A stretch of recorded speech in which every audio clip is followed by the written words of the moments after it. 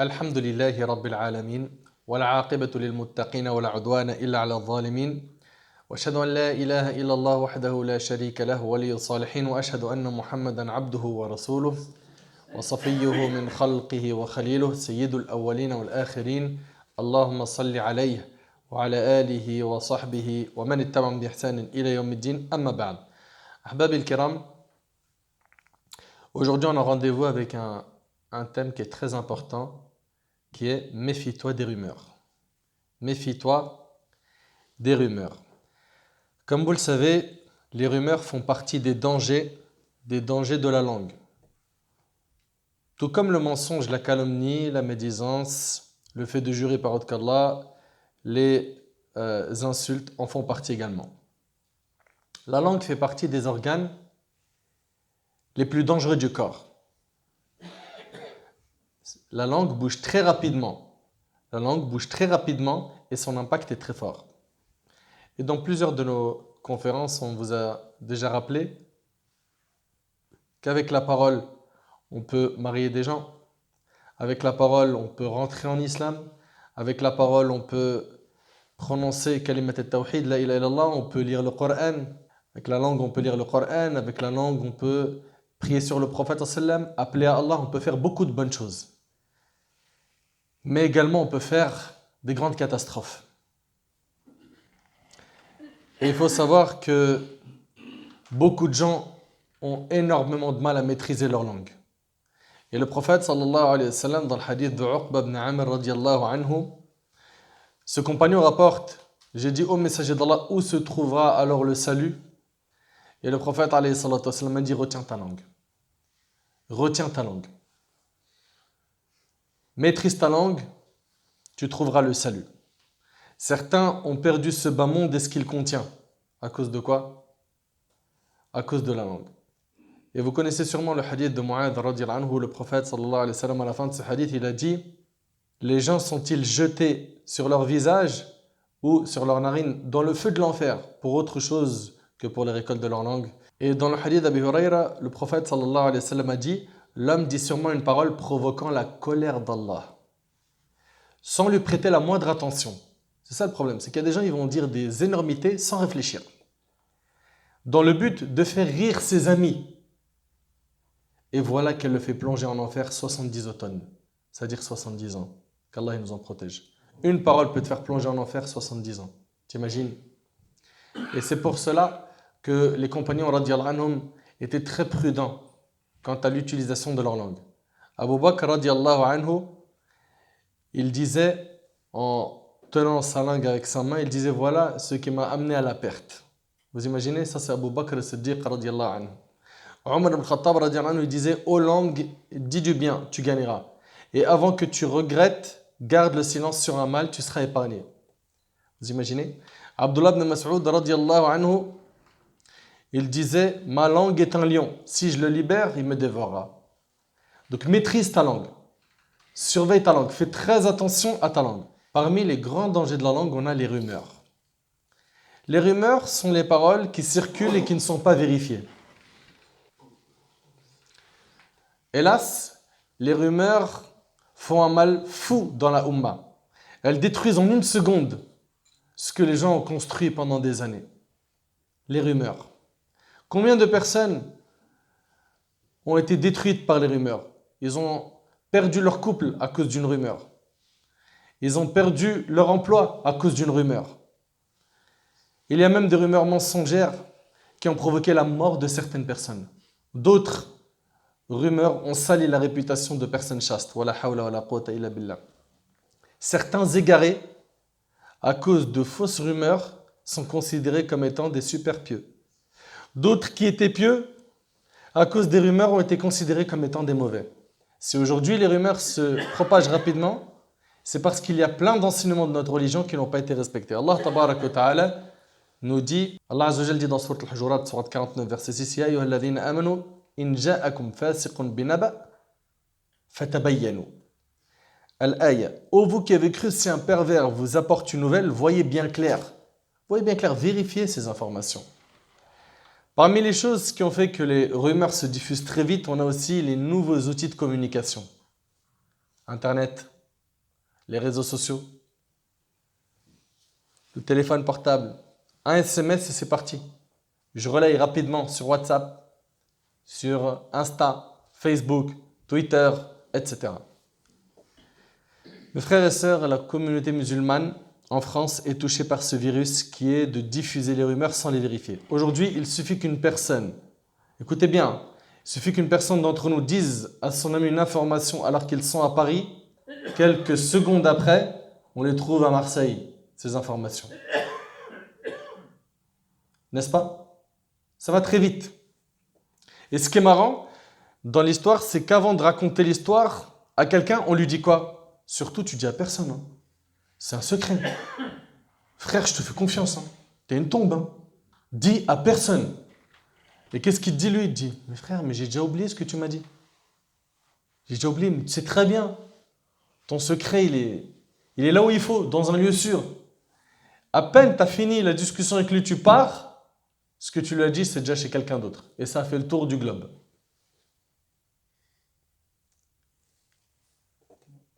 Le pire, c'est quand tu essayes de vérifier la rumeur. Qu'est-ce qu'on te dit? Tu dis, oh Marie, t'es sûr de ça? On te dit, ouais, t'inquiète, c'est une personne de confiance qui m'a dit. Une personne de confiance qui m'a dit. C'est qui cette personne de confiance? C'est l'imam Ahmad, rahimahullah? C'est qui? Souvent, malheureusement, on dit personne de confiance à des gens qui ne le sont pas. Et on vérifie rarement les informations que l'on reçoit. Si les savants du hadith auraient eu affaire à nous, vous imaginez? Ils auraient eu affaire à nous, notre génération, ils auraient considéré qu'un grand nombre d'entre nous est menteur et non crédible. Les frères et sœurs, si seulement on mettait en pratique ce qu'Allah nous demande, à savoir de vérifier les informations. Allah Azza wa Jal nous ordonne de vérifier les informations avant de la diffuser. Aujourd'hui, on salit la réputation d'une de nos sœurs injustement. Elle est sortie, mal habillée, et puis tout de suite, hop, on lui colle un grand péché. Ah, elle sort pour faire zina. Ah, elle, mais de toute façon, c'est une fornicatrice. Et j'en passe. Et après un certain temps, après que tu creuses dans le dossier, tu t'aperçois que tu as dit n'importe quoi. Et tu as sali l'honneur d'une musulmane ou l'honneur d'un musulman, chose qui est super grave dans la religion d'Allah. Allah tabarak wa ta'ala dit dans Sourate Al-Hujurat, Sourate 49, verset 12, Ya ayyuhalladhina amanu ijtanibu kathiran min adh-dhann, inna ba'da adh-dhanni ithm. Ô vous qui avez cru, évitez de trop conjecturer sur autrui, car une partie des conjectures est péché. Allah Azza wa Jal nous met en garde contre les mauvais soupçons. Donc, pense toujours du bien de ton frère ou de ta sœur. En islam, on se doit de vérifier toute information, surtout quand il s'agit de sciences religieuses. Et certes, le prophète il a dit Ballighu anni walaw aya, transmettez de moi ne serait-ce qu'un verset, mais il a aussi dit celui qui ment volontairement sur moi, qu'il prépare sa place en enfer. Donc c'est bien de transmettre la religion d'Allah, de transmettre aux gens des hadiths du prophète, des histoires de religion, mais vérifie-les. T'as pas le niveau, fais-les vérifier par quelqu'un de science. Transmets pas comme ça. Apprends à vérifier les informations. Avant de transmettre une info qui dit que telle chose est halal ou haram, sunnah ou bid'a, pareil, t'as pas le niveau de vérifier, fais vérifier l'information. Mais les gens aujourd'hui, ils sont pressés. Ils sont pressés, rapides, copier-coller, envoie, copier-coller. Après, on prend tous les groupes qu'on a sur WhatsApp ou autre et envoie. Vérifie les informations que tu reçois par SMS, par email, dans les réseaux sociaux, avant de diffuser à tous les groupes que tu as dans tes contacts. Et surtout les types de messages que tu reçois, envoie ça à 50 personnes rapidement. Tu trouveras le bonheur. Quelqu'un l'a fait, il s'est enrichi. Quelqu'un l'a pas fait, il a perdu tous les membres de sa famille. C'est du grand n'importe quoi ça.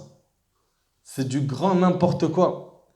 Regardez, le Nabi sallallahu alayhi wa sallam, il dit dans le hadith rapporté par Muslim sur Abu Huraira, il dit Kafa bil mar'i kadhiban an yuhaddith bi kulli ma sami'a. Il suffit à l'homme pour être menteur de rapporter tout ce qu'il entend. Il suffit à l'homme pour être menteur de rapporter tout ce qu'il entend. Et l'imam al-Nawawi rahmallah, il dit si l'homme diffuse tout ce qu'il entend sans vérifier, il finira par tomber dans le mensonge, car les gens, lorsqu'ils transmettent une information, disent du vrai mais aussi du faux. Et on vit une époque malheureusement où il y a beaucoup de gens qui disent n'importe quoi et qui mentent. Et selon Abu Hurayra radiyallahu anhu, le prophète m'a dit quelle mauvaise habitude pour la personne que de dire ils prétendent que. Ils prétendent que za'amu, rapporté par Abu Daoud. Il est dit qu'un tel a fait ceci et cela. Les gens disent ceci et cela. Et quand tu lui demandes, et toi, tu l'as entendu, il te répond non. Mais les gens, ils le disent. Mais tu as vérifié l'information? Non, mais tout le monde le dit. Mais vérifie. Vérifie. Sois vigilant. Et rappelle-toi d'une chose, c'est que toutes les paroles qui sortent de ta bouche, elles sont inscrites dans ton compte. Donc que ce soit un argument pour toi ou contre toi. Fais attention.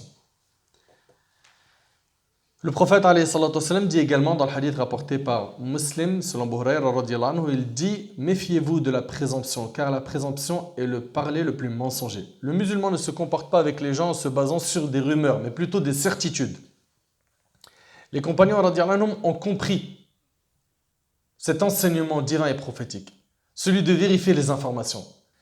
Et écoutez avec moi ces quelques histoires. Abu Bakr radiyallahu anhu, on connaît Abu Bakr As-Siddiq radiyallahu anhu, ce noble compagnon, ce grand compagnon, ce savant, ce pieux, Thani Athnayn, n'est-ce pas? Il est mentionné dans le Coran, celui qui était avec le prophète dans la grotte de Thawr. Abu Bakr radiyallahu anhu, il a été questionné sur l'héritage de la grand-mère. Il n'avait pas de science à ce sujet. Donc, il n'a pas donné de réponse. D'accord? On lui a posé une question sur l'héritage de la grand-mère. Il ne s'est pas avancé à répondre avec ignorance, comme beaucoup le feraient aujourd'hui, de peur qu'on dise « Ah, il ne sait pas ». Ou qu'ils sentent une honte, une gêne. « Ah non, mais je vais répondre à la adri, je ne sais pas ». Non, Abu Bakr as-Siddiq radiyallahu anhu n'a pas répondu. Il ne connaissait pas la réponse. Et le savant qui répond, dans certains cas, « La adri, je ne sais pas », est un homme respectueux et sincère. Mais celui qui répond à tout, il n'a jamais dit de sa vie « La adri », Abu Bakr radiyallahu anhu a été questionné sur la part d'héritage de la grand-mère. Il n'avait pas de science à ce sujet. Il questionna alors les compagnons. Puis Al-Mughira ibn Shu'ba, radiyallahu anhu, ce compagnon, lui dit que le prophète a donné le 6e de l'héritage pour la grand-mère. Écoute attentivement. Al-Mughira ibn Shu'ba, il dit à Abu Bakr as-Siddiq radiyallahu anhu que le prophète a donné le 6e de l'héritage pour la grand-mère. Donc voilà sa part à la grand-mère. Le 6e de l'héritage. Abu Bakr radiyallahu anhu demanda à Al-Mughira un témoin. Il lui dit, t'as un témoin pour cette information? As-tu un témoin? Il a fait cela alors que Al-Mughira c'est un compagnon et les compagnons ils sont tous justes. Al-Mughira ibn Shu'ba amena comme témoin pour cette information Muhammad ibn Maslama, suite à quoi Abu Bakr donna cet avis juridique aux gens. Et ça c'est rapporté par l'imam al-Tirmidhi. Donc on voit ici que les compagnons, ils vérifient les informations. Également, cette fameuse histoire de Omar ibn al-Khattab radiyallahu anhu. Abu Moussa al-Ash'ari, il a demandé la permission d'entrer chez Omar en ces termes. Assalamu alaikum, puis-je entrer? Donc il demande la permission de cette manière. Il tape à la porte, il dit Assalamu alaikum, est-ce que je peux entrer? Omar l'entendit, mais il était occupé et il ne lui a pas donné la permission d'entrer. Abu Moussa resta un instant silencieux. Il a attendu un petit peu. Il demanda une seconde fois, Assalamu alaikum, puis-je entrer? Omar était toujours occupé, il ne lui a pas donné l'autorisation. Puis, la dernière fois, donc c'est la troisième fois là, puis Abu Moussa al-Ash'ari demande une troisième et dernière fois la permission d'entrer chez Omar.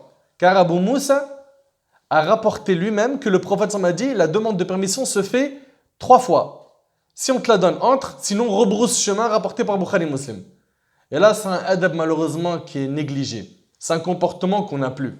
Quand tu demandes la permission, c'est 3 fois, on te la donne. Tu rentres, on ne te la donne pas, rebrousse chemin. Et vous avez remarqué que Abu Moussa a attendu, après avoir demandé la permission, un certain temps. Pourquoi? Parce que ça fait partie des adab de l'islam. C'est pas t'enchaînes. Tu dis, bon, 3 fois je demande la permission. Voilà, j'ai fait 3 fois. Mais imagine, il est en train de faire salat. Il est dans les toilettes. Il fait ses ablutions. Laisse-lui le temps. Vous suivez?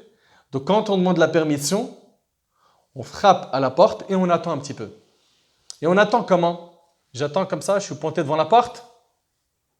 Mais imagine, il ouvre la porte, d'accord? Ou un enfant ouvre la porte et puis des femmes sans hijab passent alors qu'elles ont le hijab. Donc non, mets-toi sur le côté après.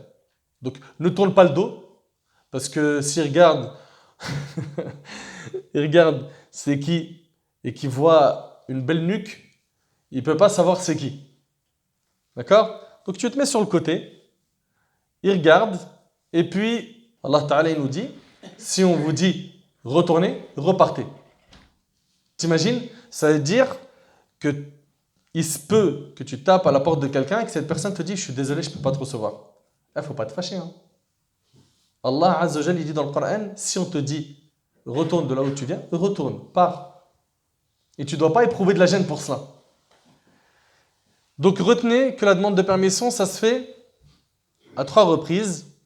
On te donne l'autorisation d'entrer, entre, on ne te la donne pas, au bout de 3 fois, ça y part. Et laisse un temps entre chaque fois où tu demandes la permission. C'est jamais si la personne, elle est pendant ce moment-là en train de prier l'Aïcha, 4 rak'at. Ok, tu veux qu'il fasse quoi? Il sort de la prière pour t'ouvrir la porte? Donc laissez un temps. Et pareil avec le téléphone portable. Avec le téléphone portable, n'enchaînez pas. N'enchaînez pas. Laissez, ça se peut, il se peut que la personne, elle soit en prière, en train de faire ses besoins ou autre. D'accord? Donc ici, Omar al-Khattab, il entend le compagnon Abu Moussa al-Ash'ari demander la permission à 3 reprises. Puis, la dernière fois, Abu Moussa est parti. Il est parti. Omar a libéré ses mains de ses occupations et n'entendant plus la voix d'Abu Moussa, il demanda au portier ce qui s'était passé. Il lui a appris qu'Abu Moussa était parti. Omar ordonna qu'on lui amène Abu Moussa al-Ash'ari. Une fois arrivé, Omar le questionna sur cette attitude. Il lui a dit, pourquoi est-ce que tu as demandé la permission 3 fois et tu es reparti? Il répondit, car ceci était conforme à la sunna du prophète sallam. Omar lui dit, par Allah, si tu ne m'amènes pas une preuve de ce que tu affirmes, tu auras affaire à moi. Il a dit, tu ne m'amènes pas une preuve, tu auras affaire à moi. Et comme vous le savez, Omar, il avait du charisme, il était ferme, radiallahu anhu. Abu Moussa al-Ash'ari, radiallahu anhu, certain d'avoir entendu cela de la bouche du prophète sallam, alla voir un groupe de compagnons qui étaient à la mosquée et il leur a dit, au groupe des Ansar, n'êtes-vous pas ceux qui connaissent le mieux le hadith du prophète sallam? Le messager d'Allah sallallahu alayhi wa sallam n'a-t-il pas affirmé que la demande de permission se limite à 3 fois et que si celle-ci était donnée, on pouvait entrer et sinon il fallait repartir? Les gens se mirent à dire, nous avons tous entendu cette parole. C'est-à-dire que là, il y a des témoins. Plusieurs compagnons témoignent d'avoir entendu cela de la part du prophète sallam. Et ils lui dirent, nous allons envoyer avec toi le plus jeune d'entre nous. Comme ça, il sera témoin avec toi pour dire à Omar al-Khattab que ça, c'est bien ce qui a été dit par le prophète.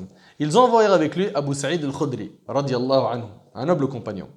Abu Sa'id raconte, je levai alors la tête vers lui et lui dis, je serai à tes côtés face à la sanction, tu peux compter sur mon soutien. Je vais témoigner en ta faveur que tel est bien l'enseignement prophétique. Abu Sa'id était le plus jeune de toute l'assemblée. Il connaissait cette sunna, radiyallahu anhu.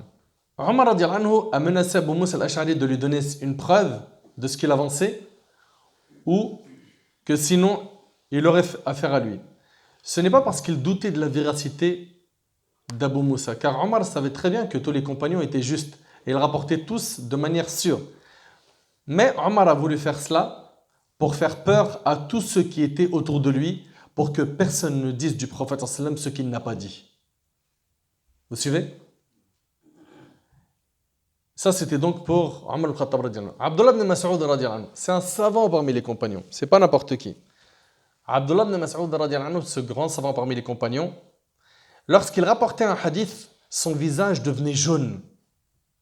Et quand il terminait de citer un hadith, il disait « Ou le prophète a dit plus que ceci, ou moins que ceci, ou quelque chose comme ceci, ou comme l'a dit le messager d'Allah, comme on entend aujourd'hui, « Ou kama qala Rasulullah » sallallahu alayhi wa sallam. Vous avez vu la précaution qu'ils avaient? Vous avez vu la précaution qu'ils avaient les compagnons quand ils rapportent une parole du prophète sallallahu alayhi wa sallam? Il disait cela car il avait peur de dire un mot de plus ou de moins dans le hadith. Ahbab al-Kiram, sachez que nombreuses sont les rumeurs qui ont démoli la croyance de beaucoup de gens dans notre communauté. On leur ment en leur disant que celui-ci est un wali, alors que ce n'est pas une personne pieuse. Et on diffuse comme rumeur que cet homme peut réaliser nos rêves. Et si on l'invoque devant sa tombe, hein, et qu'on tourne autour de sa tombe, on aura telle et telle récompense.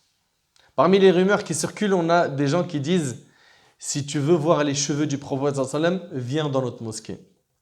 Et les gens y vont sans se donner la peine de demander aux gens de science. Ahbab el-Karam, ils sont nombreux aujourd'hui. Ceux qui diffusent des rumeurs, on a juste à voir les emails et les textos. On en reçoit plein.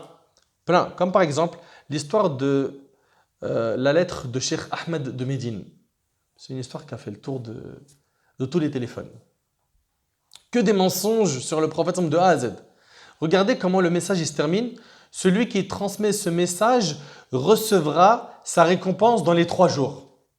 Une personne a transmis ce message à 40 personnes, il a gagné de l'argent, a vu du profit dans son business. Une personne n'a pas cru en la vérité de ce message et son fils mourut. C'est n'importe quoi. N'importe quoi. Une personne n'arrêtait pas de dire qu'il transmettrait ce message aujourd'hui, demain, mais ne l'a jamais envoyé et il est mort avant. Tout cela, c'est du n'importe quoi. Le pire, c'est que dans ces messages, il ment sec sur le prophète sallallahu alayhi wa sallam.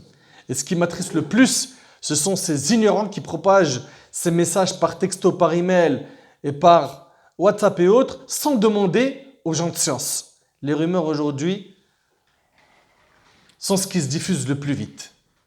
Si seulement on faisait la même chose pour transmettre la vérité aux gens, transmettre la vérité aussi rapidement qu'on transmet n'importe quoi, il est interdit de diffuser ce type de messages à vos contacts. C'est hyper grave de faire cela. Combien de fois tu reçois un texto qui dit « Dis La ilaha illallah Muhammad Rasulullah tout de suite » et tu verras ce qui va t'arriver. Ou bien, tu as un message où il est dit à la fin « Si tu ne l'envoies pas tout de suite à 20 personnes, il va t'arriver un malheur. » Et les gens, ils gobent. Les gens, ils gobent et ils envoient. Tout cela, c'est du vent. Tant que ces paroles ne sont pas justifiées, tant qu'il n'y a pas des preuves authentiques sur ces informations qui circulent, vous n'avez pas le droit de les transmettre à autrui. Ahbab el-Karam, je vous mets en garde de croire à ce type de messages, de les diffuser. Et gardez en tête que celui qui est nafi' et dar, celui qui peut être utile et celui qui peut te nuire, c'est Allah Ta'ala. C'est pas t'envoies ce message, tu l'envoies pas, c'est dans ça où il y aura ton bonheur ou ton malheur. Ça, c'est du grand n'importe quoi. Apprenez à vérifier ce que vous entendez, soit par vous-même, soit par quelqu'un de science si vous n'avez pas le niveau de le faire. Parmi les fléaux dans les rumeurs, c'est qu'on s'en prend même aux gens de science. Les savants, qui sont warathatul anbiya, les héritiers des prophètes. Ces personnes qui ont un certain statut privilégié dans notre religion. Ce n'est pas n'importe qui les savants. C'est des gens qui ont étudié l'ilm, qui ont sacrifié de leur temps pour apprendre la religion, qui ont fait des efforts pour transmettre cela. Et après, tu as une poignée de jeunes, des gens super mal éduqués, qui viennent, qui commencent à faire circuler des rumeurs. Lui là, et qu'est-ce que c'est rapide dans la bouche de notre jeunesse. Égaré. Lui, innovateur. Dal, modèle. Égaré, égareur. Lui, et toutes les étiquettes que tu vas imaginer, tu vas les entendre, même celles que tu n'imagines pas. Et on salit des gens nobles, des gens de science, que ces personnes-là craignent Allah subhanahu wa ta'ala. Il en faut peu pour que la réputation d'un savant ou d'un prêcheur soit salie. Et ce qui est étonnant, c'est que les gens sans recherche, ils ont reçu ce qu'on appelle aujourd'hui leur mise en garde, là, qui pour la plupart, c'est que de la calomnie et des médisances. Et puis les gens, ils prennent ça, copier-coller, ils l'envoient, copier-coller, ils l'envoient. Et après, il te dit, il ne faut plus écouter un tel. Pourquoi? Tu n'as pas vu la mise en garde? Ouais, mais concrètement, il y a quoi dedans qui fait que je n'ai pas le droit d'écouter cette personne? Qu'est-ce qui fait que lui n'est plus de la sunna? Mais écoute le rappel. La seule phrase qu'il peut te dire, et il ne pourra pas dépasser ça, écoute le rappel. Que d'ailleurs lui-même, il n'a pas écouté, ou qu'il a écouté à moitié, ou qu'il n'a rien compris du rappel. Mais comment tu peux dire ça? Il y a quoi concrètement dedans? La plupart de ces mises en garde, c'est de la perte de temps, du gâchis d'énergie. Et puis il te dit, non mais il y a tout dedans. Et voilà, de bouche à oreille, ça circule comme ça, et les gens, ils ne savent pas pourquoi ils n'écoutent pas un tel. En fait, la seule chose, c'est quoi? C'est un effet de masse. Et puis si je ne suis pas la vague, bah, y a une mise en garde qui va me tomber dessus, donc il vaut mieux que je me range dans le rang. Mesquin. Les rumeurs, Ahbab el-Kiram, elles ont touché tout le monde, même les prophètes ont été touchés par les rumeurs. D'accord? Si cela vous étonne, vous choque de voir que des personnes de science que vous aimez aujourd'hui sont l'objet de rumeurs, mais sachez que ces personnes-là ne sont pas meilleures que les prophètes. Prenons le prophète Moussa alayhi salam. Vous connaissez le prophète Moussa alayhi salam? Le hadith, il est rapporté par l'imam al-Bukhari. D'accord? Donc l'authenticité, on n'en discute pas. Écoutez attentivement. Abu Huraira radiyallahu anhu, il a dit, le prophète sallallahu alayhi wa sallam a dit, lorsque les enfants d'Israël prenaient leur bain, quand ils prenaient leur bain, ils le prenaient nu. Ça, c'est les enfants d'Israël. Ils le prenaient nu en se regardant les uns les autres. Quant à Moussa alayhi salam, le prophète Moussa, il était pudique. Et il avait l'habitude de cacher son corps totalement pour qu'on n'en voit rien. Donc il se mettait à l'abri du regard des gens. Ça, c'est le prophète Moussa alayhi salam, d'accord? Ensuite, des enfants d'Israël le dénigrèrent et dirent, il ne se couvre de cette façon que parce qu'il a une maladie qui fait que ses testicules sont enflés. Le hadith, il est rapporté par Bukhari. Donc il est authentique. Et regardez, subhanallah, cette énormité qui est dite sur qui? Sur un parmi ulul azm min ar-rusul. Un parmi les doués de fermeté. Pas n'importe qui. C'est Moussa alayhi salam. Kalimullah, celui qui a parlé à Allah subhanahu wa ta'ala. Donc voilà une rumeur diffusée sur un prophète. Ils ont dit il ne se couvre de cette façon que parce qu'il a une maladie qui fait que ses testicules sont enflés. Celui-ci s'isola un jour et mit ses vêtements sur une pierre pour se baigner. Là on parle du prophète Moussa. Écoutez attentivement. Quand il termina son bain, il alla chercher ses vêtements et découvrit que la pierre où il avait posé ses vêtements, regardez bien, la pierre les avait emportés par ordre d'Allah. La pierre, elle a pris les vêtements de Moussa et elle est partie. Le hadith, on a dit, il est rapporté par le Bukhari. Ok?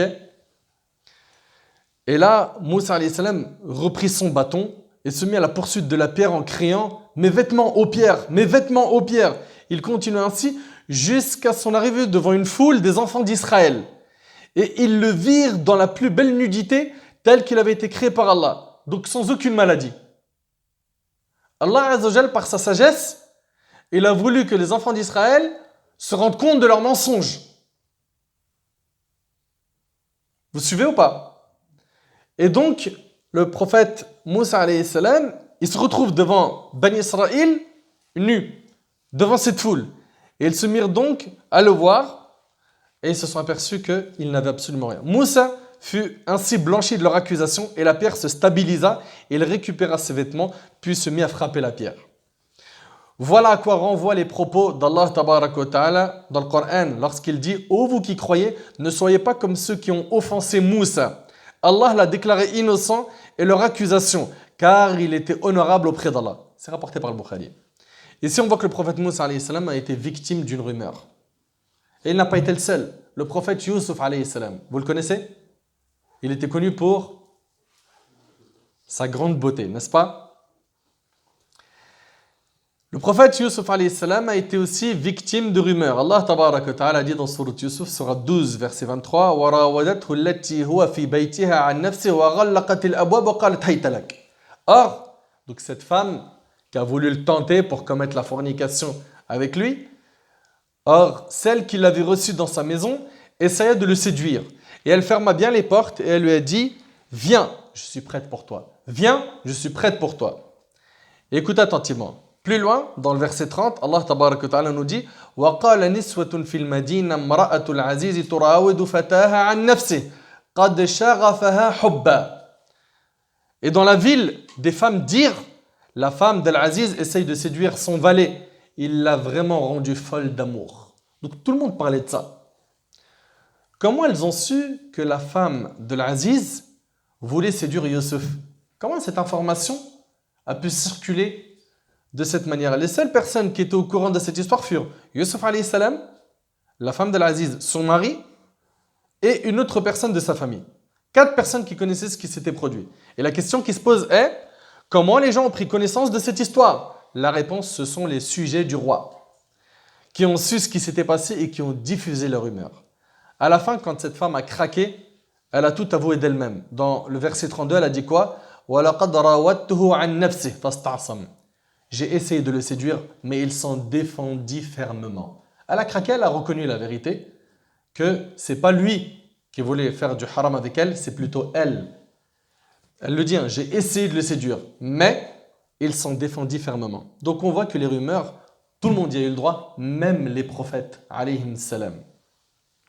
Donc ne t'étonne pas, mon frère, ainsi que toi, ma soeur, quand une rumeur te touche. T'es pas meilleur que l'anbiya. T'es pas meilleur que les prophètes. Parce que souvent on se dit, mais pourquoi ça me touche moi? Je suis quelqu'un de bien. Moussa alayhi salam, c'était quelqu'un de mauvais. Yusuf alayhi salam, c'était quelqu'un de mauvais. Parmi les plus grandes rumeurs qui ont touché l'honneur de notre prophète Mohammed sallallahu alayhi wa sallam, on a une histoire qui est très très très touchante. Laquelle? Barakallahu fikum, Allah yahfadkum. L'histoire de Hadithatul Ifk. Et je vais vous la raconter, Inch'Allah. L'histoire de Hadithatul Ifk où on a accusé Aïcha radiyallahu anha d'avoir commis l'adultère. Wal'iyadu billah. Voyons ensemble cette histoire dans le détail car elle est très riche en leçons. Lorsque le prophète sallallahu alayhi wa sallam voulait voyager, il faisait un tirage au sort entre ses femmes pour en prendre une parmi elles avec lui.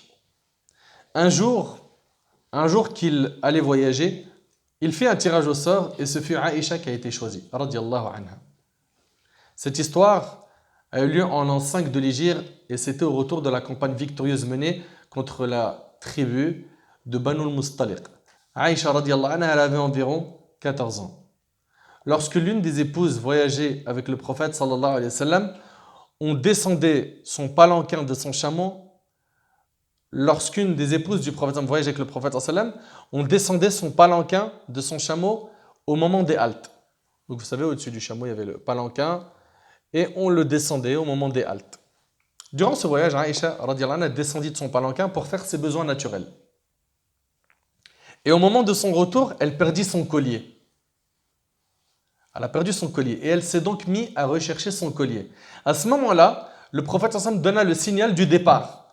Et le palanquin de celle-ci fut remis sur le chameau. Et comme elle était légère, les gens n'ont pas remarqué qu'elle n'était pas dans le palanquin. Vous suivez? Donc ils ont repris la route. La caravane a repris la route sans elle. Lorsqu'elle est revenue au camp, elle ne trouva plus personne. Convaincue qu'on s'apercevrait rapidement de son absence et qu'on reviendrait la chercher, elle est restée à sa place et elle s'est endormie. Elle est restée à sa place. Elle a dit, ils vont s'apercevoir que je ne suis pas là. Ils vont revenir, ils vont me récupérer. C'est un membre de la caravane, Safwan, radiyallahu anhu, un grand compagnon, qui l'a trouvé ainsi endormi.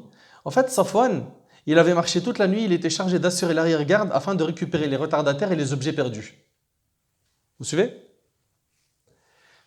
La reconnaissant, il la fit monter sur son chameau et la ramena en tenant l'animal par la bride, à marche forcée, pour rejoindre la caravane au moment où celle-ci faisait une nouvelle halte. Il ne lui a pas adressé un mot, il ne lui a pas adressé la parole. Radiyallahu anhu. Lorsque Safwan et Aïcha furent de retour à Médine, les hypocrites profitèrent de l'occasion pour diffuser une rumeur afin de salir la réputation du prophète sallallahu alayhi wa sallam.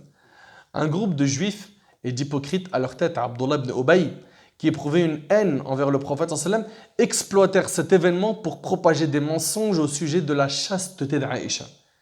Ils accusèrent Aïcha d'avoir commis la fornication avec Safwan. Ils se sont dit, tiens, c'est étonnant. Aïcha, Safwan, qui reviennent ensemble, seuls. Et tout de suite, ils ont commencé à faire quoi? À faire naître une rumeur. Que Safwan, il a commis zina, wal'iyadhu billah. Cet incident n'aurait pas eu d'autre suite si la jalousie n'avait habité le cœur de quelques personnes. Les mauvaises langues doutaient de l'honnêteté d'Aïcha. Elles imaginaient mille et une choses, car dans leur esprit, un homme et une femme, étrangers l'un à l'autre, ne pouvaient entreprendre seuls, sans la présence de témoins, un si long trajet, sans qu'il n'y eût quelque chose de malsain entre eux. Malheureusement, des musulmans et des musulmanes reprirent à leur compte ces mensonges, sans demander des preuves qui justifieraient de telles accusations. Quand ils arrivèrent à Médine, Allah tabaraka wa ta'ala, par sa hikmah, par sa sagesse, il a fait que Aïcha tomba malade pendant 1 mois. Donc dès qu'elle arrive à Médine, Aïcha, radiyallahu anha, elle est tombée malade pendant 1 mois. Et c'est à ce moment que les gens répandaient les propos des calomniateurs sans qu'elle ne se tenue au courant. C'est-à-dire qu'à Médine, tout le monde est en train de dire à Aïcha, c'est une fornicatrice, elle a commis zina avec Safwan, et elle-même, elle n'est pas au courant. Elle n'est pas au courant. La rumeur ne manqua pas d'arriver jusqu'aux oreilles du prophète sallam. Et d'ailleurs, à cette période, Aïcha ne trouvait pas le prophète sallam aussi aimable avec elle qu'il l'était d'ordinaire. Il prenait de ses nouvelles et repartait. Elle n'apprit les rumeurs calomnieuses dont elle était l'objet qu'après être rétablie. Aïcha en fut abasourdie et tomba de nouveau malade. T'imagines un petit peu? Il y a une rumeur qui circule, il y a plein de gens dans une ville qui sont en train de parler de toi en mal. Tu t'aperçois après un certain temps que cette rumeur te concerne toi.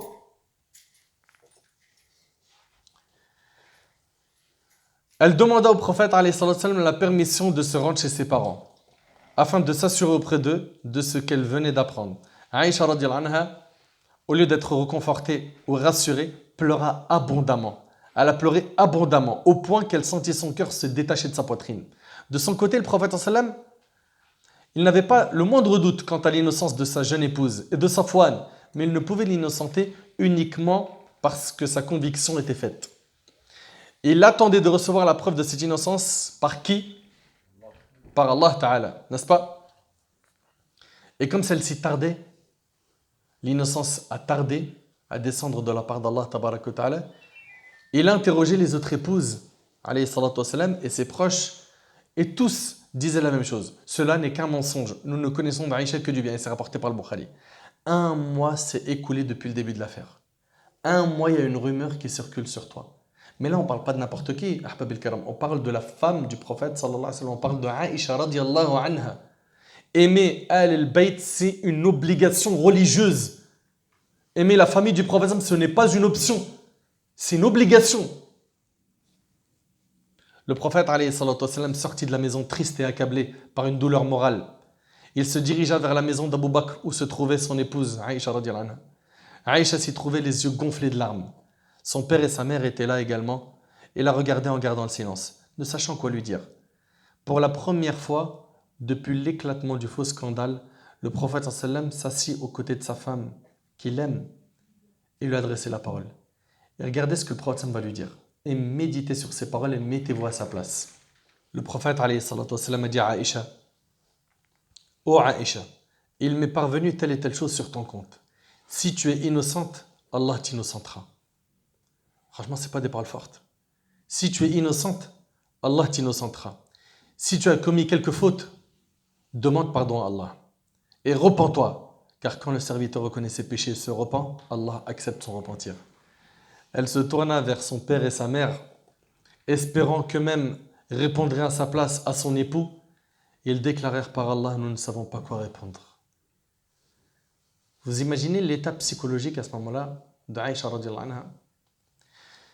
Il ne restait plus à Aïcha radiyallahu anha qu'à se défendre elle-même. Ses larmes se remirent à couler.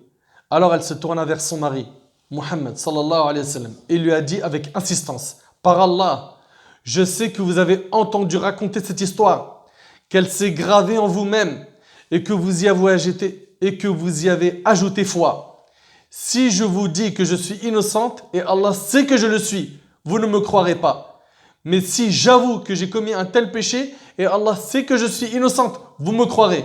Par Allah, je n'ai à dire de ma situation que les paroles du père Yusuf alayhi salam: Fasabrun jamil, wallahu al-musta'an ala ma tasifun.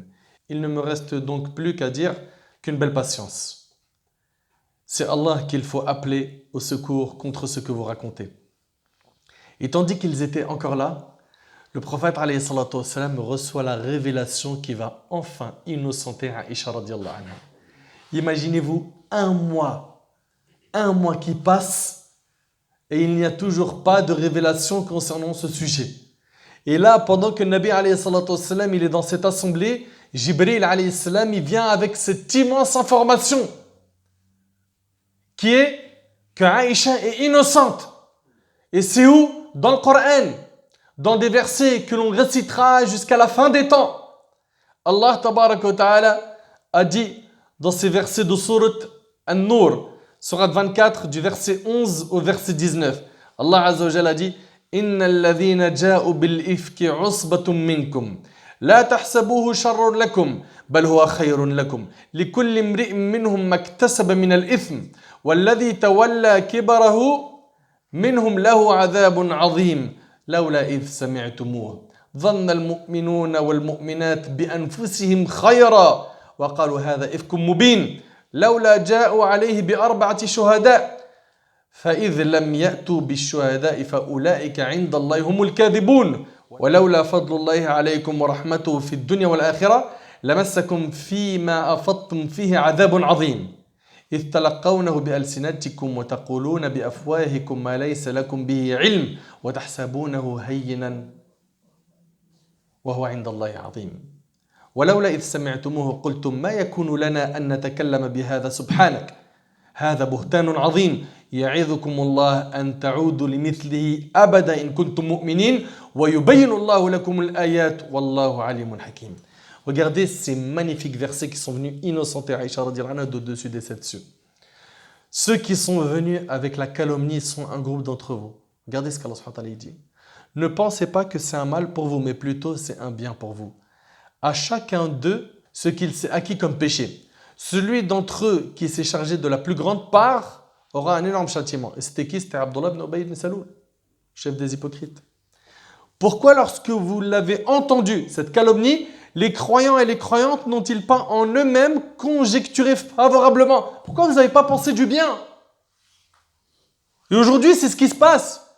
Quand on entend des rumeurs sur des personnes pieuses et nobles, on a connu d'eux que du khir, que des bonnes choses.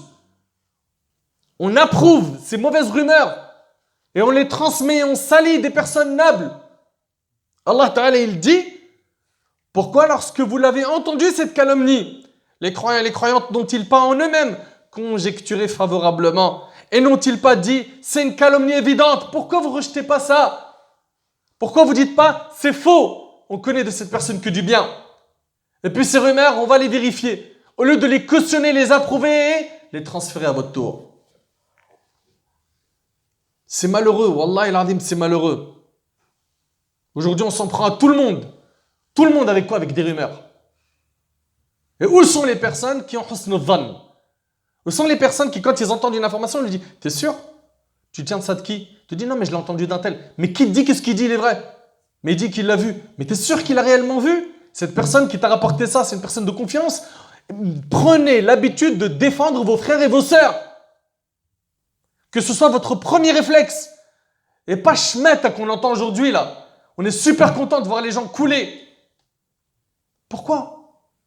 Vous savez pourquoi? Parce que ces cœurs-là sont malades. C'est des cœurs malades. C'est des gens qui n'ont pas été éduqués religieusement parlant. Et comme vous le savez, al-khuluq naw'an. Il y a deux types de comportements. Il y a al-akhlaq al-fitriya, il y a al-akhlaq al-muktasaba. Il y a les comportements que l'on a qui sont innés en nous. Et il y a les comportements que l'on gagne avec le temps. Si toi, tu n'as pas été éduqué par tes parents à avoir le bon soupçon, sache qu'Allah Ta'ala nous demande d'avoir le bon soupçon. Sache que le prophète alayhi salam nous le demande également. Si toi, tu n'as pas été éduqué par ta famille à ne pas être un haineux, rancunier, un jaloux, sache que notre religion nous demande de s'écarter de ces mauvais comportements. À toi de tout faire pour atteindre ces objectifs. De purifier ton cœur. Allah Ta'ala il nous dit, pourquoi n'ont-ils pas produit à l'appui de leurs accusations 4 témoins? Pourquoi ils n'ont pas amené des témoins? S'ils ne produisent pas de témoins, alors ce sont eux auprès d'Allah les menteurs. N'eût été la grâce d'Allah sur vous et sa miséricorde ici-bas, comme dans l'au-delà, un énorme châtiment vous aurait touché pour cette calomnie dans laquelle vous vous êtes lancé. Et regardez Allah Ta'ala, qu'est-ce qu'il dit?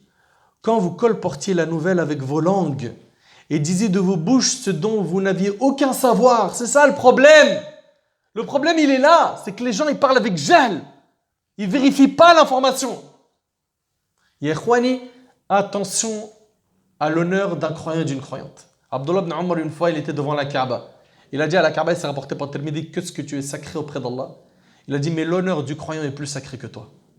Détruire la Kaaba, c'est moins grave que détruire l'honneur d'un musulman. T'imagines un petit peu? Pourquoi n'ont-ils pas produit à l'appui de leur accusation 4 témoins. S'ils ne produisent pas de témoins, alors ce sont eux, auprès d'Allah, les menteurs.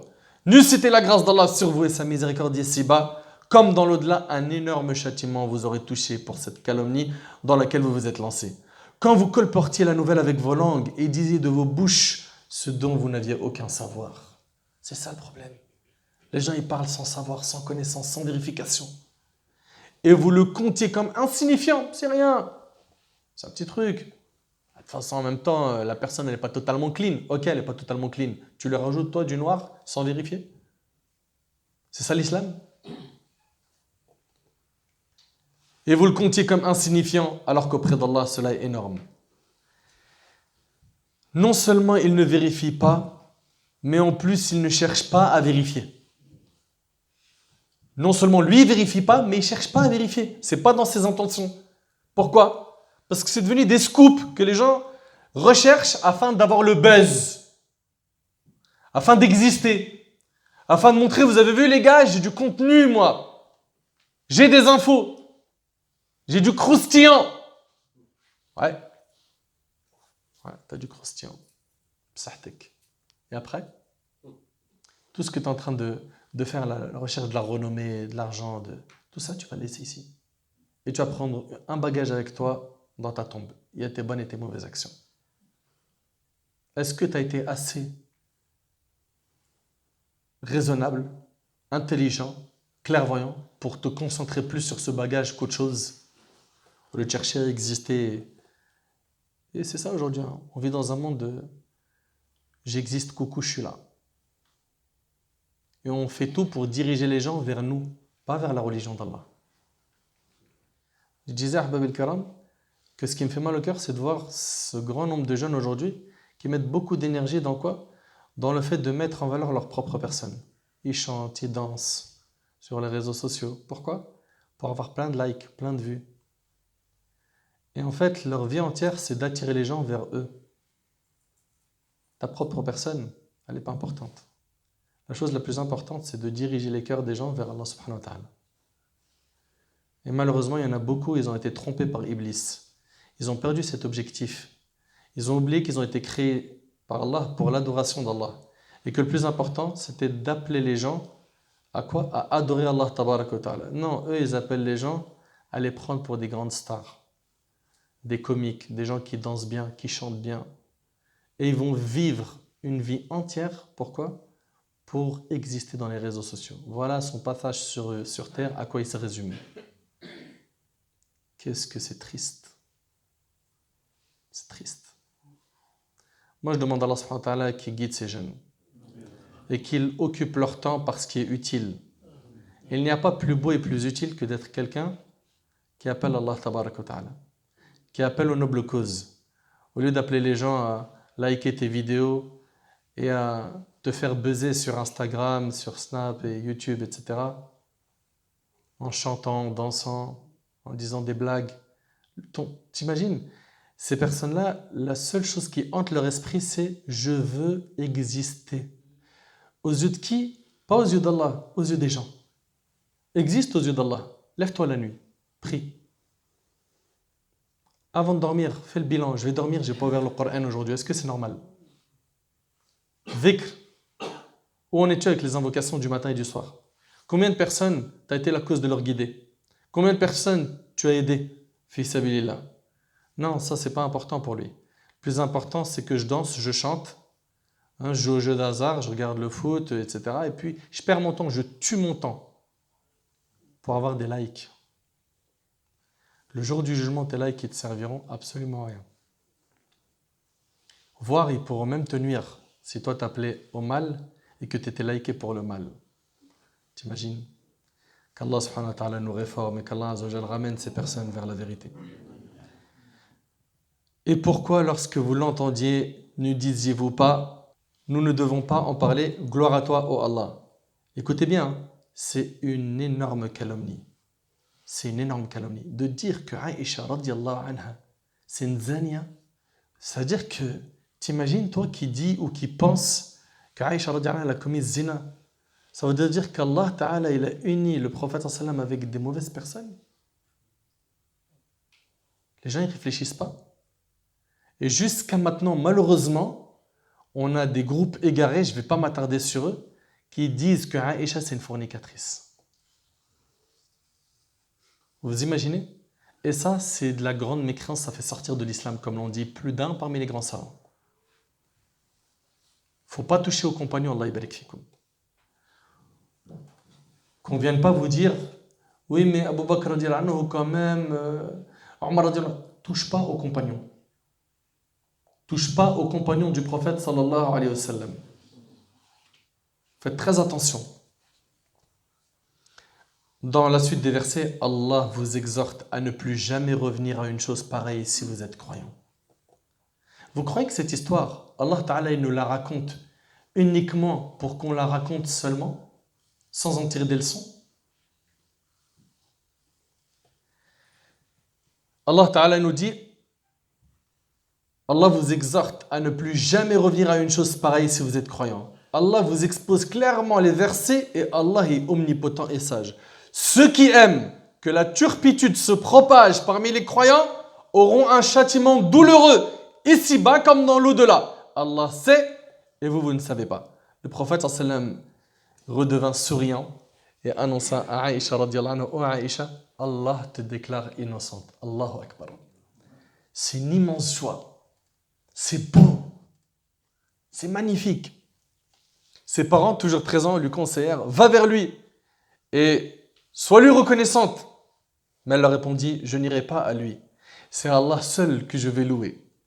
C'est Allah seul que je vais louer. Radiyallahu anha wa an jami' as-sahaba wa sahabiyat. Et je vous mets en garde, Allah yabarik fikoum, de parler en mal de Aïcha radiyallahu anha ou d'une autre parmi les épouses du prophète ou une femme parmi les femmes des compagnons ou un parmi les sahaba. Attention, retenez vos langues. Ces gens-là ont comme mérite d'avoir secouru, soutenu et assisté le prophète sallallahu alayhi wa sallam durant sa vie quand il transmettait le message de l'islam. Ils ont un mérite qui est impressionnant. Enfin, quand tu parles d'un compagnon, la seule chose que tu dois faire, c'est de dire radiyallahu anhu. Ya Allah, ressuscite-moi en leur compagnie. C'est ça que tu dois avoir comme réflexe et tu dois les aimer du plus profond de ton cœur.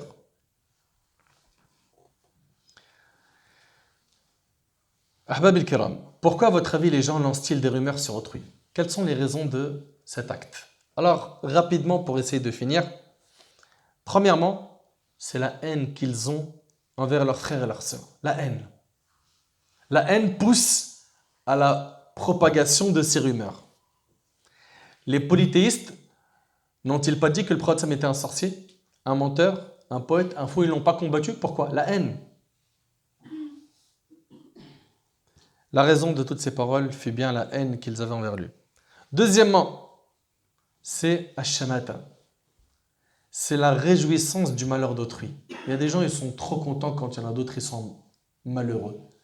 Quand ils sont touchés d'un malheur. Est-ce que penser de cette manière est conforme à celle du prophète sallallahu alayhi wa sallam? Le prophète sallallahu alayhi wa sallam, c'était quelqu'un qui souhaitait le mal pour les gens. Ajibou, s'il vous plaît, répondez. C'était ça. Combien de fois Allahumma aghfir li qawmi fa innahum la ya'lamun. Allahumma hdi Daws wa ati bihim. Allahumma hdi Thaqif. Il n'a pas été envoyé alayhi salatu wa sallam pour maudire, mais comme miséricorde pour les gens. Donc il y a des gens, ils sont heureux quand quelqu'un est touché par malheur. Exemple, un homme demande une femme en mariage, puis elle refuse. Choqué comme tout, il décide de salir sa réputation en faisant courir des rumeurs de toutes les couleurs sur elle. Elle commence à dire, cette sœur était avec un tel et un tel, je l'ai vu d'ailleurs faire telle et telle chose. En plus, on m'a dit de sources sûres, ceci et cela, et il se met à massacrer sa réputation. Troisième raison de la propagation des rumeurs, les gens diffusent des rumeurs car ils n'imaginent pas les conséquences de ces rumeurs. Ils ne pèsent pas le pour et le contre quand ils parlent. Ils ne mesurent pas les conséquences de leurs propos. Si seulement ils savaient ce qu'ils étaient en train de détruire dans la Ummah, ils ne s'aventuraient pas une seconde à diffuser ces rumeurs. Une femme peut perdre la vie à cause d'une rumeur. Cette dernière se fait accuser d'avoir commis l'adultère, puis en parallèle, elle a un mari qui n'utilise pas beaucoup son cerveau, et hop, ça part dans des embrouilles, et même ça en arrive aux mains, jusqu'à ce que celle-ci meure. Attention, les rumeurs, ça a détruit beaucoup de gens. Beaucoup de gens. Quatrièmement, la faiblesse de foi. D'ailleurs, la faiblesse de foi est la cause de toutes les catastrophes que l'on vit. Une personne qui a la foi ne va pas se mettre à diffuser les rumeurs qui tournent sans en vérifier l'authenticité. Donc ne diffuse jamais une rumeur tant que tu n'as pas vérifié cette information et que tu as le maximum d'éléments sur celle-ci. Cinquièmement, les gens font cela car ils se sentent tellement inutiles et bidons, qu'ils veulent se montrer un peu, avoir un peu de reconnaissance, se sentir intéressant. Alors pour atteindre ce but, ils sont prêts à mentir sur des gens, à inventer des histoires pour que les gens s'intéressent à eux et se rapprochent d'eux. Bien sûr, pour être connu et respecté, elle va sortir des rumeurs sur des gens qui sont connus. Pas n'importe qui. Il faut cibler là où il faut. Pourquoi cette personne va agir comme ça? Pour que les gens s'intéressent à elle. Une personne pourrait se demander, mais comment remédier à cette maladie? Alors premièrement, taqwallah, craindre Allah. Ittaqillah. Crains Allah, ça veut dire fais ce qui est obligatoire et délaisse ce qui est interdit. D'accord? Ne te retrouve jamais dans les endroits qu'Allah déteste. Ne te retrouve pas dans une situation qu'Allah déteste. Et quand on parle de craindre Allah, c'est craindre Allah en secret mais aussi en public. En public, généralement, il y a des gens qui arrivent à le faire. En secret, c'est une autre histoire. Deuxièmement, souviens-toi que demain, tu seras questionné sur tes paroles et tes actes. Que les anges inscrivent tout. Tout. Tu dis du bien, c'est inscrit. Tu dis du mal, c'est inscrit. Le jour du jugement, ton livre, il t'est remis dans ta main. Vas-tu le récupérer de la main droite ou de la main gauche? Allahu a'lam. Selon Aïcha radiallahu anha, le prophète sallallahu a dit la pire des choses est le fait, écoutez bien, que la personne porte atteinte à l'honneur de son frère sans aucun droit. Et c'est rapporté par l'imam al-Bukhari. C'est la pire des choses. Troisièmement, toi qui es heureux d'écouter des rumeurs, sache que celui qui t'a rapporté des rumeurs, demain, il peut en faire la même pour toi. Par contre, si tu prends l'habitude dès aujourd'hui de stopper toute personne qui fait courir des rumeurs, un jour, il s'arrêtera sûrement. Mais tant que tu l'écoutes, il n'épargnera personne. Et il est fort possible que tu y passes. Dès qu'il te dit, je vais te raconter un truc sur un tel, dis-lui, stop! Allah barik fik, garde le silence. Man ra'a minkum munkara falyughayyirhu. Tu vois un acte blâmable, change-le. Vous suivez? Donc, vous voyez des gens qui sont en train de propager des rumeurs, en train de calomnier, mais dire, garde le silence s'il te plaît. Et puis conseille ces personnes-là. Et n'oublie pas que la religion, c'est le bon conseil. Quatrièmement, garde le bon soupçon sur tes frères et sœurs dès que tu entends une rumeur sur l'un d'eux. Ibn al-Mubarak rahimahullah, a dit, le croyant cherche toujours des justifications pour son frère. Mais l'hypocrite cherche toujours des causes pour le rabaisser. Et Abu Ayyub al-Ansari, radiallahu anhu, après cette histoire de l'ifk, Abu Ayyub radiallahu anhu, il s'est assis avec sa femme et la questionna. Si tu étais avec Safwan ibn al-Mu'attal, toi, donc c'est Abu Ayyub, il parle avec sa femme, c'est des compagnons. Il lui dit, si tu étais toi à la place de Aïcha avec Safwan ibn al-Mu'attal, aurais-tu commis ce que les hypocrites lui ont faussement reproché? Elle répondit jamais. Il a dit, alors comment veux-tu que Aïcha puisse commettre cela alors qu'elle est meilleure que toi? Ça s'appelle le bon soupçon. Et après il lui dit, et si moi j'étais avec Aïcha à la place de Safwan, aurais-je commis ce péché? Elle répondit jamais. Il a dit, comment Safwan aurait-il pu le faire alors qu'il est meilleur que moi? Prenons l'habitude de vérifier les informations avant de les diffuser et d'aller jusqu'au bout. Et rappelez-vous que les rumeurs, quand elles démarrent, elles sont légères, mais au fur et à mesure, elles se diffusent et elles prennent un immense poids. Et à la fin, ça devient même la réalité aux yeux des gens. Au début, c'était un petit message, à la fin, ça devient un livre de 10 volumes de mensonges. Également, apprends à garder les secrets. Garde les secrets. On t'a transmis l'information, on t'a dit, c'est une amana, c'est un dépôt, c'est un secret. Yari, on a du mal à garder les secrets, nous. On a du mal. Il te dit, c'est une amana, c'est un dépôt, ça ne sort pas. Attention, le jour du jugement, je t'en veux. T'as fini la discussion avec lui, ça y est, t'es parti transmettre ça à tout le monde. C'est quoi ce comportement? C'est quoi cette éducation? Où est passé l'islam dans nos vies? Donc, retenir les secrets, ça fait partie des choses très, très, très importantes. Qu'Allah subhanahu wa ta'ala purifie nos langues, nos cœurs, nos âmes. Qu'Allah Ta'ala y fasse que ce rappel soit profitable pour moi ainsi que pour vous. Qu'Allah Subhanahu wa Ta'ala fasse sortir toute haine de nos cœurs, toute haine que nous avons envers un musulman ou une musulmane. Qu'Allah Azza wa Jal nous facilite d'être justes, d'être pieux. Qu'Allah Tabaraka wa Ta'ala nous facilite d'utiliser tous nos membres à bon escient. أسأل الله سبحانه وتعالى أن ينفعني بما قلت وأن ينفعكم بما سمعتم هذا ما أعلم والله عز وجل أعلى وأعلم سبحانك اللهم وبحمدك أشهد أن لا إله إلا أنت أستغفرك وأتوب إليك وجزاكم الله خير